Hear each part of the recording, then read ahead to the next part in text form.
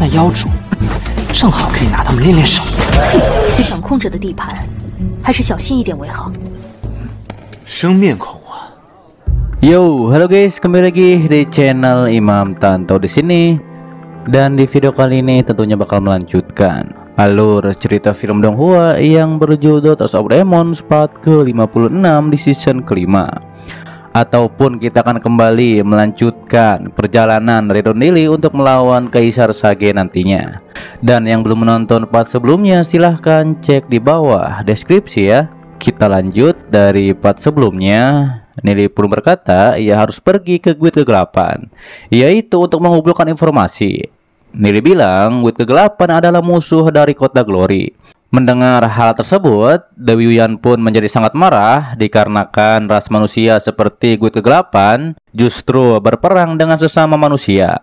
Lily menjelaskan Guild Kegelapan tidak bisa diremehkan. Bahkan Lily saja hanya bisa melukai Longsa dan juga Guisa.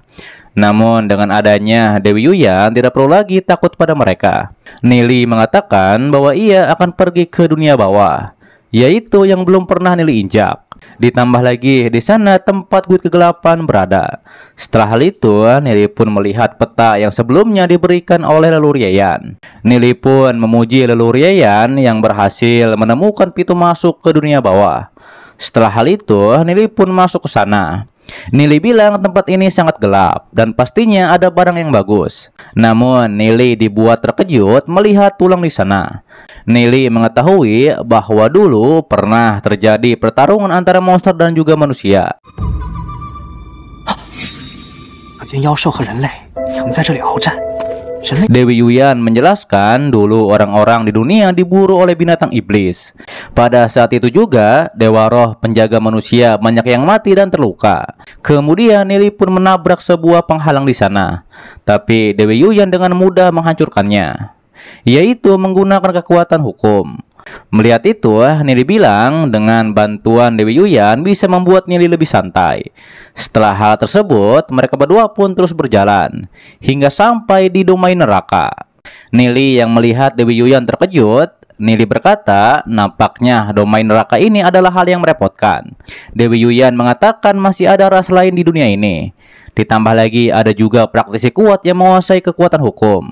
Dan praktisi itu ditakuti oleh ras manusia dan juga binatang iblis. Diketahui praktisi tersebut ingin menjadi penguasa. Contohnya adalah praktisi yang menempati domain neraka ini.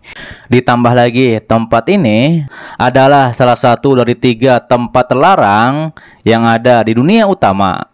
Bahkan Dewa Roh kekacauan saja tidak bisa melawannya. Dewi Yuyan pun mengingatkan mereka harus berhati-hati. Saat itu Lily mengetahui bahwa Raja Iblis dengan licik mengatur markas Guild Kegelapan di domain neraka ini.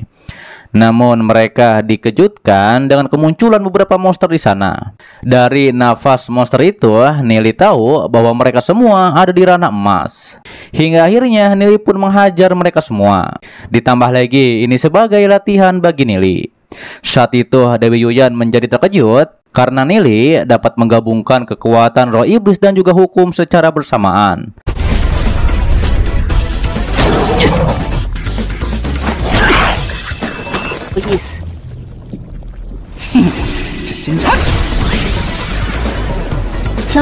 Setelah mengalahkan semua monster, Lily pun terus berjalan hingga sampai ke kota Batu Hitam. Kemudian Lily pun memasuki kota Batu Hitam dengan santuy. Lily tahu bahwa kota ini adalah salah satu 15 kota besar di domain neraka. Ditambah lagi semua ras bisa tinggal di sini, yaitu berkat perlindungan dari penguasa domain neraka.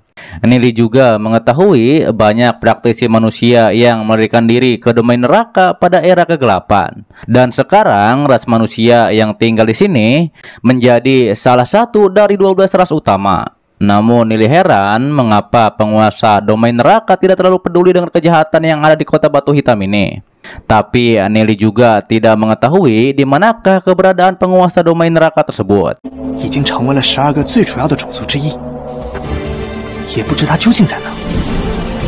Kemudian Dewi Yuyan pun menanyakan apakah Lily sudah mendapat kabar dari Guild Kegelapan. Nili berkata, Guit Kegelapan sudah berdiri hampir 100 tahun. Namun di mata praktisi manusia tingkat dewa, Guit Kegelapan tidak begitu kuat. Tapi Nili yakin markas Guit Kegelapan ada di kota Batu Hitam ini. Berpindah ke sebuah kedai di kota Batu Hitam. Terlihat cukup banyak pelanggan di sana. Namun ternyata di situ ada Yehan. Saat itu Yehan menjadi kesal dikarenakan raja kota tidak mati dan justru keluarga suci berhasil dihancurkan. Ia pun mengetahui bahwa ia tidak bisa kembali ke kota Glory. Yehan memiliki rencana akan menjual informasi kota Glory pada keluarga Wugui. Dengan begitu, ia bisa mengambil sesuatu yang harusnya menjadi miliknya. Namun, ketika Yehan pergi dari sana, ada dua orang bertopeng yang mengejar dan juga mencari Yehan.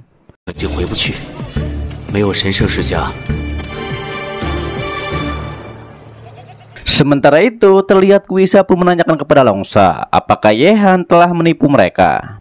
Longsa berkata, Yehan memang meracuni Yezong. Tapi ada yang menyelamatkan raja kota, sekaligus mengendalikan formasi 10.000 roh iblis. Hal itu pun membuat Longsa menjadi heran. Mendengar hal tersebut, Guisa menduga Yehan tidak akan memberitahukan informasi ini pada keluarga Wugui.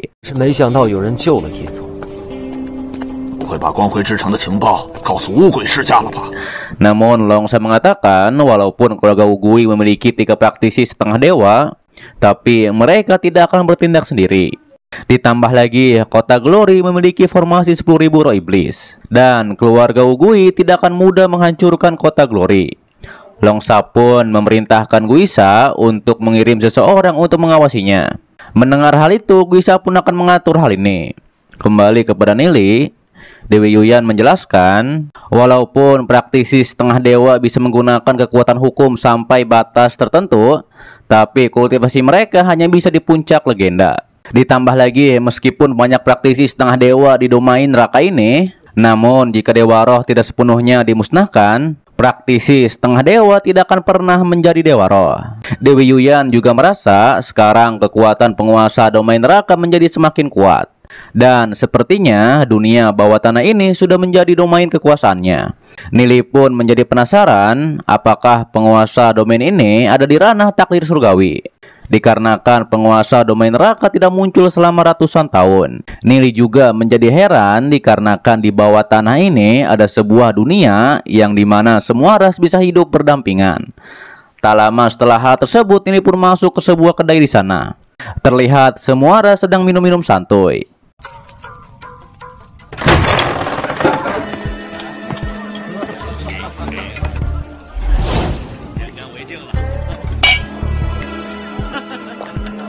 Namun ada salah satu ras batu yang membicarakan bahwa ras iblis darah beberapa hari lalu bertarung dengan keluarga Yuyin. Dan keluarga Yuyin menimbulkan banyak korban.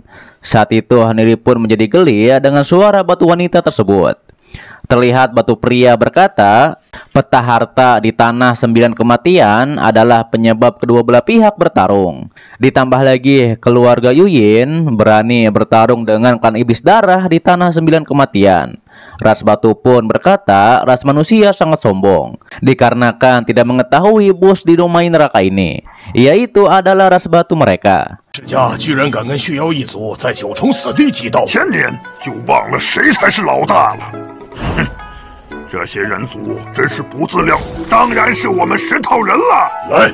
Mendengar hal itu, Nili bertanya-tanya apakah keluarga Yuyin adalah ras manusia. Terlihat Nili pun memuntahkan minuman yang ia minum, dikarenakan itu sangat tidak enak.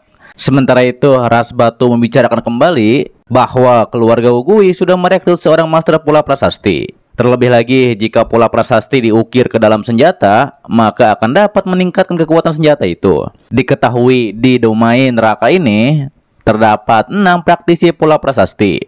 Ditambah lagi, master pola prasasti terhebat hanya ada 1 di kota Batu Hitam ini, yaitu adalah Tuan Yuye. Mendengar hal itu, Nili berkata, master pola prasasti di dunia ini nampaknya sangat populer.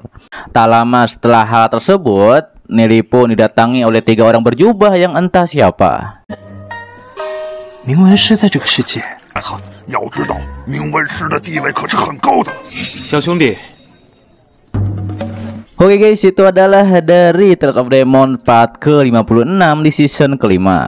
Dan untuk part selanjutnya akan diupdate hari Rabu depan ataupun Minggu paling telat, oke? Dan siapakah 3 orang berjubah tersebut yang mendatangi Nili? Dan pastinya kita akan bahas pada part selanjutnya ya.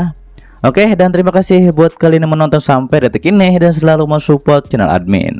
Admin juga mendoakan semoga kalian baik-baik saja dan juga sehat-sehat buat keluarga di sana, oke? Dan pastinya agar tidak ketinggalan setiap notif berikutnya, yang belum subscribe silahkan subscribe. Dan sampai jumpa kembali di video selanjutnya. Till next time and bye-bye.